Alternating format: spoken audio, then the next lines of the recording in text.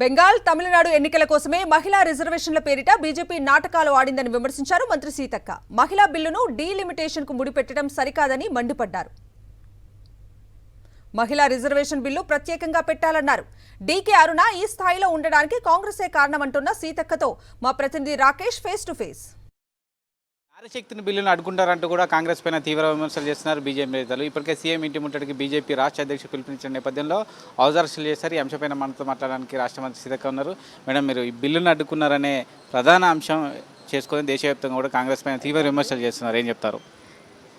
BJP వాళ్ళు ఈ bill ఇంత హడావుడిగా తీసుకొచ్చిందే మన బెంగాలు తమిళనాడులో జరుగుతున్నటువంటి ఎన్నికలను దృష్టిలో పెట్టుకొని చేశారు.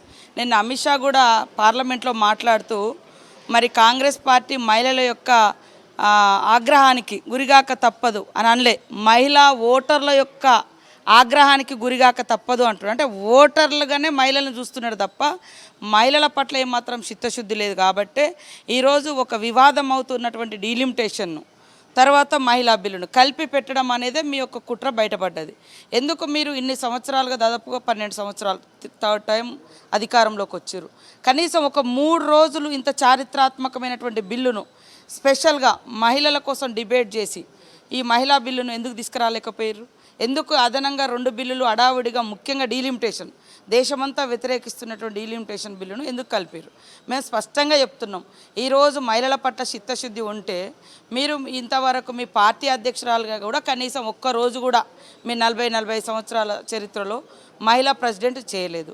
మీరు 3 సార్లు అధికారంలోకి వచ్చారు. మహిళల కోసం ఒక్కరోజు సపరేట్గా లేదా 3-4 రోజులు సపరేట్గా డిస్కషన్ పెట్టి సపరేట్గా ఈ బిల్లు పెట్టమని అనేక పక్షాలు అనేక రోజులుగా అడుగుతుంటే ఎందుకు చేయలేకపోయారు?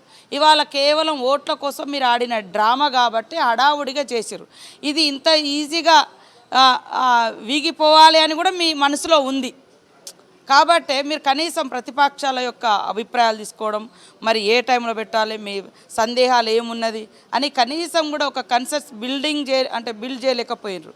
కాబట్టి ఇది కుట్రపూరితంగా మహిళల్ని ఓటర్లుగా చూస్తున్నారు. కాబట్టి మహిళా ఓటర్లలో ఆగ్రహాన్ని తెప్పించాలనే కుట్రపూరితంగా ఈ బిల్లు పెట్టారు. కాబట్టి అది వీగిపోయింది. మేము మహిళా బిల్లును వ్యతిరేకిస్తలేం కదా, నువ్వు సపరేట్గా పెట్టు, మేము మద్దతు ఇస్తాం, ఖచ్చితంగా సాధిస్తాం. నువ్వెందుకు డీలిమిటేషన్తో లింక్ చేస్తున్నావు?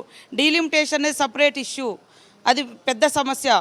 అదేవిధంగా మహిళలది ఒక చారిత్రాత్మకమైనటువంటి బిల్లు. ఈ బిల్లు గురించి ఒక 2 రోజులు నువ్వు డిస్కషన్ పెట్టి చర్చించి సపరేట్గా ఎందుకు పెట్టలేవు? అంటే మహిళల ముసుగేసుకొని డీలిమిటేషన్ ఎందుకు ముందుకు తీసుకొస్తున్నావు?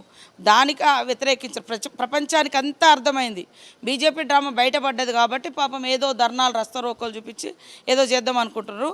బిల్లును అడ్డుకొని మహిళలకు వ్యతిరేకంగా మాట్లాడి సంతోషపడుతున్నారు అంటూ కూడా డీకే అరుణ విమర్శించారు. నేను ఇక డీకే గారే అనాలి కాంగ్రెస్ పార్టీని. అక్క, మీరు కాంగ్రెస్ పార్టీలోనే మహిళా మంత్రిగా ఈరోజు కాంగ్రెస్ పార్టీలోనే ఎదిగినారు.